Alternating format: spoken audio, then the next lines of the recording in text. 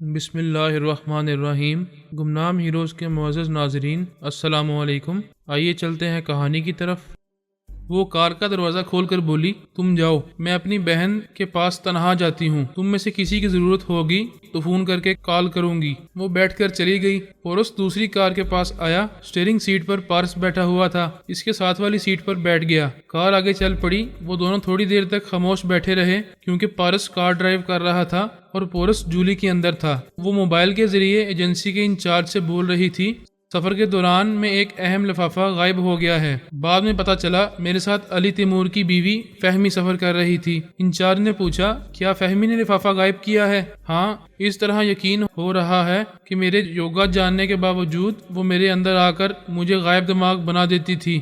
ہمارے لیے یہ تشویش کی بات ہے کہ تم ان کے زیر اثر ہو۔ زیادہ تشویش کی بات نہیں ہے، میں اپنی بہن جینی کو مل کر آؤں گی۔ کوئی خفیہ جگہ مقرر کرو جہاں ہمارا ہپنوٹسٹ میرے دماغ کو لاک کر دے، میں یہ تمام انتظامات کر لوں گا۔ جولی نے فون کو بند کر کے پرس میں رکھا۔ پورس اس کے دماغ پر حاوی ہو گیا۔ وہ اپنا ایک ایک کپڑا اتار کر اسے الٹا کر کے پہننے لگی۔ ڈرائیور عقب نما آئینے میں اسے حیرانی سے دیکھ رہا تھا۔ ایک ملازم تھا، کچھ بول نہیں سکتا تھا، اسی لیے وہ خاموش رہا۔ وہ کار پاگل خانے کی عمارت کے سامنے رک گئی۔ جولی نے ڈرائیور کو کرایہ دیتے ہوئے کہا، سامان اندر لے آؤ۔ وہ عمارت کے اندر ایک بڑے سے دفتر میں آئی۔ وہاں ایک میز کے پیچھے پاگل خانے کا سینئر انچارج بیٹھا ہوا تھا۔ عملے کے کچھ افراد بھی تھے۔ وہ وہاں پارس اور پورس کو دیکھ کر چونک گئی۔ دونوں ہم شکل تھے۔ پارس اس کے دماغ پر حاوی ہو گیا۔ وہ دوڑتی ہوئی آ کر اس سے لپٹ گئی، پھر بولی، مائی ڈیئر، میں جانتی ہوں تم یہاں ثابت کرنے آؤ گے کہ میں پاگل نہیں ہوں۔ ڈاکٹر نے پوچھا، میڈم کیا تم نارمل ہو؟ 100% نارمل ہوں، آپ میری گفتگو سے یقین کر لیں گے۔ تم نے یہ الٹا لباس کیوں پہنا ہے؟ جولی نے پورس کو دیکھا۔ اس نے الٹا کوٹ پہنا تھا اور نیک ٹائی کو کمر سے باندھا ہوا تھا۔ وہ ڈاکٹر سے بولی، مجھ سے کیا پوچھتے ہو؟ اس سے پوچھتے کہ اس نے نیک ٹائی کمر سے کیوں باندھی ہے۔ پورس نے کہا، کسی حسینہ کو دیکھ کر پتلون نیچے گرنے لگتی ہے، اس لیے میں نے کمر کس لی ہے۔ میں پاگل نہیں ہوں، تمہاری جیسی حسیناؤں سے بچنے کا پہلے ہی انتظام کر لیا ہے۔ جولی نے فوراً ہی اپنا بلاؤز اتار کر اپنے کمر سے باندھ کر کہا، اب میرا پیٹی کوٹ بھی نیچے نہیں گرے گا۔ پورس نے کہا، اے پاگل کی بچی، میری نقل کرتی ہے؟ پاگل کا بچہ ہوگا تو اور تیرا خاندان۔ دیکھو ڈاکٹر، ایمان سے بولو، پاگل یہ ہے یا میں ہوں؟ ڈاکٹر نے اپنی جگہ سے اٹھ کر کہا، آؤ میں تم دونوں کو یہاں کی سیر کراتا ہوں، پھر معلوم ہوگا کہ پاگل کسے کہتے ہیں۔ ڈاکٹر کے ساتھ 4 گارڈز تھے۔ وہ ان دونوں کو اور پارس کو لیڈیز وارڈ میں لے گئے۔ وہاں الگ الگ کمروں میں 2 4 پاگل عورتیں نظر آ رہی تھیں۔ ایک کمرے میں 2 عورتیں تھیں۔ ڈاکٹر نے جولی کی طرف اشارہ کر کے کہا، اسے اس کمرے میں بند کر دو۔ اس کمرے کے آہنی سلاخوں والے دروازے کو کھول کر جولی کو اندر دھکیل دیا گیا۔ جب آہنی دروازے پر تالا لگایا گیا تو پارس نے اس کے دماغ کو آزاد چھوڑ دیا۔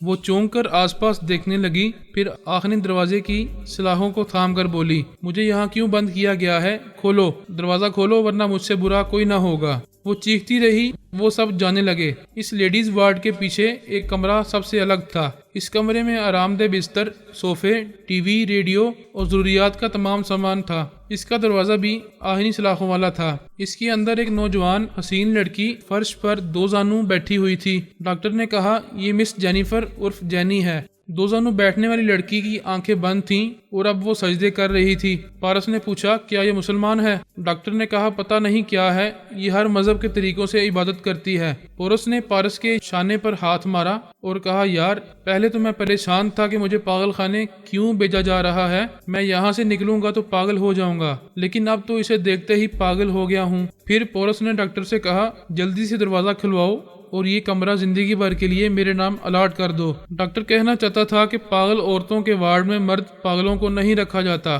لیکن پارس اس کے دماغ پر حاوی ہو گیا۔ اس نے گارڈ کو دروازہ کھولنے کا حکم دیا۔ پورس نے پارس کو چومتے ہوئے کہا، آج تم نے بھائی ہونے کا فرض ادا کیا ہے، اچھا خدا حافظ۔ وہ کھلے ہوئے دروازے کے اندر گیا۔ اس دروازے کو باہر سے مقفل کر دیا گیا۔ پارس نے ڈاکٹر اور گارڈ کے ساتھ جاتے ہوئے کہا، یہاں رہو بیٹے، دن میں تارے نظر آتے رہیں گے۔ ابے جا، یہاں چاند کا ٹکڑا ہے اور تو راتوں کی بات کر رہا ہے۔ وہ سب چلے گئے۔ پورس آہنی سلاحوں کے پیچھے اس حسینہ کے ساتھ لاکڈ ہو گیا۔ وہ میدان چھوڑ کر بھاگنے والوں میں سے نہیں تھا، ویسے بھاگنا بھی چاہتا تو وہاں سے فرار کا کوئی راستہ نہیں تھا۔ اس نے ایک طرف کھڑا رہ کر جینی کو دیکھا۔ نماز کے اختتام پر دونوں ہاتھ اٹھا کر دعائیں مانگی جاتی ہیں، لیکن وہ پوجا کے انداز میں دونوں ہاتھ جوڑ کر ہندی زبان میں بھگوان سے پرارتھنا کر رہی تھی۔ پھر وہ عیسائیوں کے انداز میں پیشانی اور سینے پر سلیب کا نشان بنا کر بولنے لگی۔ پورس اس کی آواز سن کر چونک گیا، کیونکہ اب وہ مردانہ آواز میں بول رہی تھی۔ پھر وہ یہودیوں کے انداز میں دعا مانگتے وقت مردانہ انداز میں بول رہی تھی۔ پورس ایک صوفے پر بیٹھ کر اسے تکنے لگا۔ وہ ہندی، فارسی، انگریزی، عبرانی، عربی اور روسی وغیرہ کتنی ہی زبانوں میں دعائیں مانگنے کے بعد بولی، اے گارڈ، آخر تو کیا ہے؟ جس مذہب اور فرقے میں دیکھو اسی میں تیری عبادت کی جاتی ہے۔ میں روز اتنی ڈھیر ساری زبانوں میں دعائیں مانگتی ہوں، تجھے بھی کسی زبان میں بول کر یہ بتانا چاہیے کہ تو کس مذہب اور زبان والوں کا خدا ہے۔ میں تو سچ بولتی ہوں، تو نے اتنے سارے مذاہب اور زبانیں پیدا کر کے دنیا میں فساد پھیلا دیا ہے۔ ایک ہی مذہب اور ایک ہی زبان ہوتی تو انسان کبھی آپس میں ایسے نہ لڑتے۔ پورس حیرانی سے سن رہا تھا اور سوچ رہا تھا، یہ تو کوئی دانشور اور فلسفی ہے، پھر پاگل خانے میں کیوں ہے؟ ہو سکتا ہے یہ کئی پہلوؤں سے دانشمند ہو اور چند پہلوؤں سے ایسا انداز اختیار کرتی ہو جو دوسروں کے لیے نقصان دہ ہوتا ہو۔ اس کی حقیقت اس کے چور خیالات پڑھ کر معلوم کی جا سکتی تھی۔ وہ خیال خوانی کی پرواز کرتا ہوا اس کے دماغ میں پہنچا تو وہ ایک دم سے اچھل کر کھڑی ہو گئی اور پورس کو اجنبی نظروں سے دیکھنے لگی۔ کیسی بڑی بڑی پرکشش آنکھیں تھیں، پورس کو سیدھی اپنی طرف کھینچ رہی تھیں۔ وہ دونوں ہاتھ کمر پر رکھ کر دونوں ٹانگیں پھیلا کر یوں کھڑی ہو گئی جیسے حملہ کرنے والی ہو۔ پورس صوفے سے اٹھ کر کھڑا ہو گیا۔ وہ بولی، میں نے عبادت کے وقت اس آہنی دروازے کے کھلنے اور بند ہونے کی آواز سنی۔ یہ محسوس کیا کسی کو میرے کمرے میں داخل کیا گیا ہے، لیکن کمرے میں آنے کا مطلب یہ تو نہیں ہے کہ میرے دماغ میں بھی گھسے چلے جاؤ۔ پورس نے کہا، بات دراصل اصل میں یہ ہے کہ شٹ اپ، پہلے میری بات پوری ہونے دو۔ یہ زنانہ وارڈ ہے اور زنانہ کمرہ ہے، تم یہاں کیسے آ گئے؟ تمہارے تیور خطرناک ہیں، ایسے میں کہہ سکتا ہوں کہ شامت یہاں لے آئی ہے۔ میں تیور بدل لوں اور مسکراؤں تو جواب کیا ہوگا؟ پھر تو جواب ہوگا، جنت میں ہمارے بزرگ حضرت آدم اکیلے تھے تو بی بی ہوا آ گئی تھی، یہاں ہوا اکیلی تھی، یہ آدم آ گیا ہے۔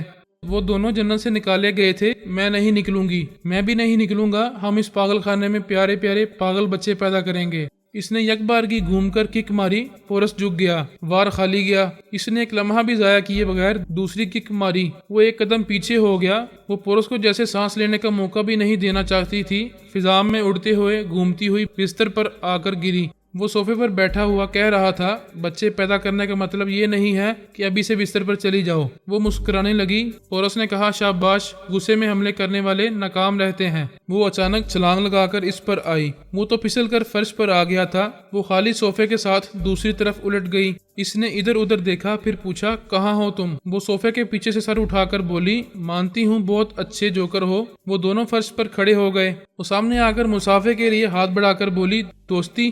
پورس نے اس سے ہاتھ ملایا تو نازک نظر آنے والی خوبصورت ہاتھ کے شکنجے میں اس کا ہاتھ جکڑ گیا۔ وہ مسکرا کر بولی، دور دور سے حملے کر رہی تھی اور تم بچ رہے تھے، اب اس ہاتھ سے نکل نہیں سکو گے۔ وہ اپنے ہاتھ کو ایک جھٹکا دے کر 2 قدم پیچھے چلا گیا۔ جینی کے ہاتھ میں پتلے سے پلاسٹک کا دستانہ رہ گیا۔ وہ اسے ایک طرف پھینکتی ہوئی بولی، سمجھ گئی، عورت سے دور بھاگتے ہو۔ اور اس نے دوسرے ہاتھ کا دستانہ اتار کر پھینکتے ہوئے کہا، میں تمہارا دل نہیں توڑوں گا، یہ میرے دونوں ہاتھ لو اور اچھی طرح جکڑ لو۔ اگر ہاتھ چھڑا کر بھاگوں تو اپنا عاشق نہ سمجھنا۔ اس نے سوچتی ہوئی نظروں سے پورس کو دیکھا، پھر پوچھا، خود پر بہت اعتماد ہے؟ اس نے پورس کی انگلیوں میں اپنی انگلیاں پھنسائیں۔ دونوں نے محسوس کیا کہ دونوں طرف کی انگلیاں فولادی ہیں۔ جینی نے اچھل کر اپنی پیشانی سے اس کی پیشانی پر زور کی ٹکر ماری۔ وہ بولا، زبردست ٹکر ماری ہے، میرا دماغ ہل کر رہ گیا ہے۔ یہ بتاؤ تمہاری کھوپڑی کا کیا حال ہے؟ تکلیف کی شدت سے جینی کی آنکھیں بند ہو رہی تھیں۔ اس کی قوت برداشت بھی قابل تعریف تھی۔ اس نے اچھل کر اپنی دونوں ٹانگوں سے پورس کی کمر کو جکڑ لیا۔ دونوں ہاتھوں کی انگلیاں پہلے ہی جکڑی ہوئی تھیں۔ پورس نے کہا، ٹانگوں سے لپٹنے کے لیے تم ایسی جگہ سے چپک گئی ہو کہ تمہاری گرمی سے میری جوانی کو پسینہ آ رہا ہے، ابھی پسینہ پونچھتی ہوں۔ یہ کہتے ہی اس نے دونوں پیروں کو پورس کے پیچھے سے اٹھا کر اس کی گردن سے لپیٹتے ہوئے اس کے آگے ٹھوڑی کے نیچے کینچی سی بنا لی۔ اس طرح حلق کو جکڑنے کے بعد وہ سانس نہیں لے سکتا تھا۔ اس نے اٹکتی ہوئی سانسوں سے کہا، میں نے اب تک ایک حملہ بھی نہیں کیا، لیکن تم مجبور کر رہی ہو۔ دوسرے ہی لمحے میں جینی کے حلق سے چیخیں نکلنے لگیں۔ اور ایک دم سے ڈیلی پڑ کر فرش پر گر کر تڑپنے لگی۔ پورس نے اس سے دونوں ہاتھوں کے پنجے ملائے تھے، پنجے لڑائی نہیں تھے، اسے جکڑنے کا موقع دیا تھا۔ جب وہ ہاتھ سے بڑھنے لگی تو اس نے اس کی انگلیوں کو ایسا جکڑا جیسے ان انگلیوں کی ہڈیاں ٹوٹنے ہی والی ہوں۔ وہ دونوں ہاتھوں سے اپاہج نہیں ہونا چاہتی تھی، اس لیے ڈگمگا کر فرش پر گر کر تڑپنے لگی، اپنی انگلیوں کو دیکھنے لگی۔ وہ بولا، فکر نہ کرو، میں نے ہڈیاں ٹوٹنے سے پہلے تمہیں چھوڑ دیا ہے۔ وہ فرش پر بیٹھی اپنی انگلیوں کو کبھی آہستہ آہستہ سیدھی کر رہی تھی، کبھی مٹھیاں باندھنے کی کوشش کر رہی تھی۔ پورس سے نظریں نہیں ملا رہی تھی۔ وہ بولا، تم نے تکلیف میں مبتلا رہنے کے باعث میری سوچ کی لہروں کو محسوس نہیں کیا۔ اس نے چونک کر اسے دیکھا، پھر کہا، جھوٹ بولتے ہو، یہ کوئی مردانگی ہے؟ عورت کو تکلیف پہنچاتے ہو؟ کیا عورت سے مار کھانا مردانگی ہے؟ عورت کو خوش کرنے کے لیے کیا مار نہیں کھائی جا سکتی؟ ایسا شوہر حضرات کرتے ہیں۔ وہ خوش ہو کر فرش سے اٹھتی ہوئی بولی، اگر میں تمہیں شوہر بنا لوں تو مار کھاؤ گے؟ یا حیرت، تو پھر شرط منظور ہے۔ تمہارے جس آئیڈیل کو موت کی تمنا ہوگی وہی تم سے شادی کرے گا۔ میں ابھی دنیا دیکھنا چاہتا ہوں۔ وہ چونک کر بولی، ارے ہاں، کیا تم میرے دماغ کے اندر آئے تھے؟ آیا تھا نہیں، آیا ہوا ہوں۔ جب تک تمہاری ہڈیاں دکھتی رہیں گی تم سانسیں روک کر مجھے بھگا نہیں سکو گی۔ وہ سوالیہ نظروں سے اسے دیکھنے لگی۔ پورس نے کہا، امریکی کابرین نے بڑی رازداری سے اپنے ایک ٹیلی پیتھی جاننے والے کو چھپا کر رکھا تھا۔ ہم سمجھ رہے تھے وہ مرد ہوگا مگر وہ تم ہو۔ وہ اسے گور کر دیکھنے لگی۔ وہ بولا، ابھی دعائیں مانگتے وقت تمہارے منہ سے مردانہ آواز بھی نکل رہی تھی۔ تمہیں بہت سی صلاحیتوں میں مہارت ہے، بہترین فائٹر ہو، تمہارا جسم سانپ کی طرح لچکیلا ہے، تم اپنے بدن کو سکیڑ کر ان آہنی سلاخوں کے اندر سے گزر کر باہر جا سکتی ہو۔ تم میری کمر اور گردن سے بھی سانپ کی طرح لپٹ گئی تھی۔ تم بے حد ذہین ہونے کے باوجود کبھی کبھی اب نارمل اور نیم پاگل ہو جاتی ہو۔ میری اتنی صلاحیتیں گنوا رہے ہو، کیا ایک ذرا اب نارمل ہونے کے باعث میں اس پاگل خانے میں رہنا پسند کر رہی ہوں؟ تم پسند نہیں کر رہی ہو۔ امریکی کابرین نے تمہیں یہاں جبرن چھپا کر رکھا ہے تاکہ تمہیں تلاش کرنے والوں کا دھیان پاگل خانے کی طرف نہ آئے۔ یہ لندن ہے اور یہاں کے حکمرانوں کو بھی تمہاری اصلیت معلوم نہیں ہے۔ میں کئی صلاحیتوں کی مالک ہوں، کیا یہاں سے فرار نہیں ہو سکتی؟ نہیں، پاگل خانے کے باہر کئی گن مین ہیں، تم ان کے دماغوں میں نہیں جا سکتی۔ وہ تمہیں یہاں سے باہر دیکھتے ہی گولی مار دیں گے۔ کہیں سے آنے والی اندھی گولیوں کو تمہاری صلاحیتیں نہیں روک پائیں گی۔ تم میری صلاحیتوں کو بھی سمجھ چکے ہو اور مجبوریوں کو بھی۔ اب یہ بتاؤ تم یہاں کیوں آئے ہو؟ میرے بزرگوں کا حکم تھا کہ مجھے پاگل خانے بھیج دیا جائے، یہ نہیں بتایا گیا کہ مجھے اچھے بھلے کو یہاں کیوں بھیجا جا رہا ہے۔ اب تمام باتیں اچھی طرح سمجھ میں آ گئی ہیں۔ کون سی باتیں سمجھ میں آئی ہیں؟ یہی کہ میں تمہیں یہاں سے نکال لے جاؤں اور تمہیں ایک گولی بھی نہ لگے۔ اس پاگل خانے کا انچارج ڈاکٹر اور کئی گارڈز بھی اس رازداری کے سلسلے میں اچھی خاصی رقم لیتے ہیں۔ کیا تم نے ان کے خیالات نہیں پڑھے کہ یہ سب امریکی غلام ہیں؟ ہاں، میں ایک ایک کو اچھی طرح سمجھتی ہوں، لیکن باہر کتنے گن مین گات لگائے بیٹھے رہتے ہیں ان کے بارے میں نہیں جانتی۔ ٹیلی پیتھی کے حوالے سے میں آخری امریکی سرمایہ ہوں۔ وہ مجھے اپنے کام میں لانے کے لیے لاکھوں کروڑوں ڈالرز خرچ کرتے رہتے ہیں۔ تم مجھے یہاں سے لے جانے کی بات کر رہے ہو، اس معاملے کو اتنا آسان نہ سمجھو۔ جو معاملہ آسان ہوتا ہے اسے ہم کبھی ہاتھ میں نہیں لیتے۔ ابھی ہم یہاں باتیں کر رہے ہیں اور باہر بہت کچھ ہو رہا ہوگا اور بڑی خاموشی سے ہو رہا ہوگا، یہ تمہیں بعد میں معلوم ہوگا۔ وہ اس کے قریب آ کر بولی، اگر میں یہاں سے نکلنے میں کامیاب ہو جاؤں گی تم سے ضرور شادی کروں گی، بس میری محبت کی خاطر شادی کی پہلی رات مجھ سے مار کھاتے رہنا۔ کیا تم پھر اب نارمل ہو رہی ہو؟ میری یہ دلی خواہش ہے اور تم مجھے اب نارمل کہہ رہے ہو؟ تمہاری دلی خواہش ہے، میری بھی دلی خواہش ہے کہ تم میری زندگی میں آؤ۔ پلیز اپنی پہلی رات والی شرط بھول جاؤ۔ چپ چاپ ایک بت بن کر تم سے مار کھانے کا مطلب یہ ہوگا کہ مجھے اسپتال جانا ہوگا، پھر پتہ نہیں کب زخم بھریں گے، کب ہڈیاں پسلیاں درست ہوں گی اور کب شادی کی دوسری رنگین رات آئے گی۔ میں کچھ نہیں جانتی، میں نے آج تک جس سے بھی مقابلہ کیا ہے اس پر غالب آتی رہی ہوں۔ آج تم نے میرا دل توڑ دیا ہے۔ کیا عاشق ایسے ہوتے ہیں؟ مانتا ہوں عاشق بڑے بڑے مشکل امتحانات سے گزرتے ہیں۔ مجھے سوچنے کا موقع دو، میں تمہاری دلی خواہش پوری کرنے کا راستہ نکالوں گا۔ وہ سوچنے لگا، اس سلسلے میں پارس سے مشورہ کرے گا۔ اس وقت پارس پاگل خانے کے دفتر میں سینئر ڈاکٹر کے پاس بیٹھا ہوا تھا۔ ایک گارڈ نے آ کر کہا، سر، جولی کو جس سیل میں بند کیا گیا تھا اس سیل کی 2 پاگل عورتوں نے اسے مار مار کر بے ہوش کر دیا ہے۔ ڈاکٹر نے کہا، جولی کو فوراً یہاں لاؤ، یہ تو بہت ہی خطرناک پاگل عورتیں ہیں۔ گارڈ چلا گیا۔ ڈاکٹر نے پارس سے کہا، یہ عورت پہلے بھی کئی بار جینی سے ملنے آ چکی ہے۔ جینی کو اپنی چھوٹی بہن کہتی ہے۔ اس سے ملنے کے اجازت نامے پر بھی یہی لکھا ہوتا ہے۔ پتہ نہیں اب یہ خود کیسے پاگل ہو گئی ہے۔ وہ ڈاکٹر وہاں کا تمام عملہ اور امریکی اکابرین نہیں جانتے تھے کہ بابا صاحب کے ادارے کے کئی ٹیلی پیتھی جاننے والے ان سب کے دماغوں پر چھائے ہوئے ہیں، اور پاگل خانے کی عمارت کے احاطے کے باہر فہمی اور علی تیمور کی رہنمائی میں ہمارے ٹیلی پیتھی جاننے والے جاسوس ان مخالف مسلح محافظوں کو ڈھونڈ ڈھونڈ کر ہلاک کر رہے ہیں، جو جینی کو وہاں قید رکھنے اور اس کی نگرانی کرنے کے لیے کہیں نہ کہیں چھپے رہتے ہیں۔ جینی امریکہ کی آخری ٹیلی پیتھی جاننے والی تھی، اس لیے تمام مسلح محافظوں کو حکم دیا گیا تھا کہ وہ پاگل خانے سے فرار ہو کر باہر نکلے تو اسے فوراً گولی مار دیں۔ جب وہاں ٹرانسفارمر مشین کے ذریعے 24 عدد ٹیلی پیتھی جاننے والے پیدا کر لیے گئے تو بابا صاحب کے ادارے سے فیصلہ کیا گیا کہ روپوسٹ رکھی جانے والی جینی کو حاصل کیا جائے، کیونکہ وہ بہت سی خوبیوں کی مالک تھی، بس کبھی کبھی اب نارمل ہو جایا کرتی تھی، اور یہ کوئی ایسی بات نہیں تھی، بعد میں اس کا علاج کیا جا سکتا تھا۔ 2 گارڈز جولی کو 2 طرف سے سہارا دے کر لائے، وہ زخموں سے چور چور تھی، اس کے چہرے اور جسم کے کئی حصوں سے لہو بہہ رہا تھا۔ اسے کرسی پر بٹھایا گیا، وہ بری طرح مار کھانے کے باعث ہانپ رہی تھی اور تکلیف سے کرا رہی تھی۔ پارس اس کے اندر موجود تھا تاکہ وہ ہمارے منصوبے کے خلاف کوئی بات نہ اگل دے۔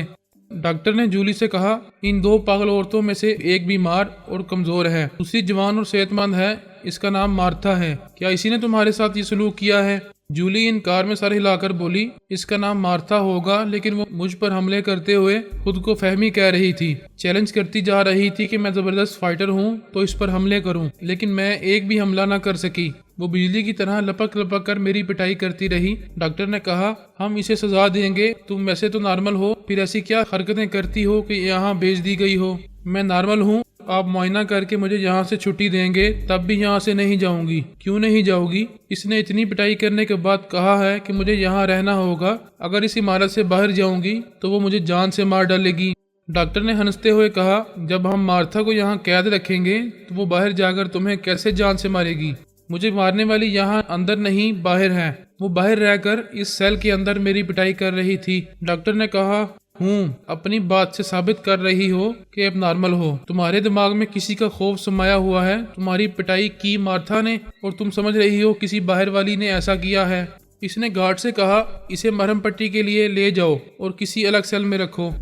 ایسے وقت علی نے کہا، پارس، باہر جتنے گن مین تھے ہم ان میں سے ایک کے ذریعے دوسرے کے دماغ میں پہنچتے رہے اور انہیں ہلاک کرتے رہے، وہ سب دن کے وقت ڈیوٹی پر رہتے تھے، شام ہونے والی ہے، نائٹ ڈیوٹی کرنے والوں کے آنے سے پہلے جینی کو لے کر وہاں سے نکلو، ہماری ایک بلٹ پروف گاڑی ابھی وہاں پہنچنے والی ہے۔ پارس نے پورس کو مخاطب کر کے بتایا، جینی کو لے کر فرار ہونے کا وقت آ گیا ہے، ٹیلی پیتھی جاننے والا جاسوس سینئر ڈاکٹر کو لے کر آ رہا ہے، وہ آہنی سلاحوں والا دروازہ کھول کر تم دونوں کو باہر نکالے گا۔ پورس نے کہا، جینی میں جو خوبیاں ہیں ان میں سے ایک یہ ہے کہ اس کا بدن سانپ کی طرح لچکیلا ہے، وہ اپنے بدن کو سکیڑ کر سلاخوں کے درمیان سے گزر کر باہر گئی ہے، مجھ سے کہا ہے وہ ابھی چابی لا کر تالا کھول کر مجھے یہاں سے نکالے گی۔ کیا وہ چابی لینے وہاں نہیں پہنچی ہے؟ ابھی تک نہیں پہنچی ہے، کیا کہہ رہے ہو؟ اسے گئے 20 منٹ ہو چکے ہیں، جبکہ وہ چابی لینے 10 منٹ میں دفتر پہنچ سکتی ہے۔ یار، تو نے اس سے اچھی طرح دوستی کی تھی یا نہیں؟ تو دوستی کی بات کر رہا ہے، ہم نے تو شادی کرنے کا بھی فیصلہ کر لیا ہے، وہ مجھ سے متاثر ہے، مجھے دھوکہ نہیں دے گی۔ پارس سینئر ڈاکٹر کے ساتھ چابی لے کر گیا، جس سیل میں اسے اور پورس کو بند کیا گیا تھا، وہاں تک جانے کے لیے راستے میں جینی نظر نہیں آئی۔ سیل کے اندر پورس تنہا کھڑا ہوا تھا، اس کا تالا کھولا گیا۔ پارس نے پوچھا، کہاں ہے تیری ہونے والی دلہن؟ یہاں سے دفتر تک ہمیں نظر نہیں آئی۔ ڈاکٹر نے کہا، شاید وہ اس دوسری راہداری سے گئی ہے۔ وہ تینوں دوڑتے ہوئے دوسری راہداری سے گزرتے ہوئے دفتر میں آئے، لیکن وہ نظر نہیں آئی۔ ڈاکٹر نے خطرے کا الارم بجا دیا، جس کا مطلب تھا کوئی خطرناک پاگل فرار ہو گیا ہے۔ کئی گارڈز عمارت کے اندر اور باہر احاطے میں اسے تلاش کرنے لگے۔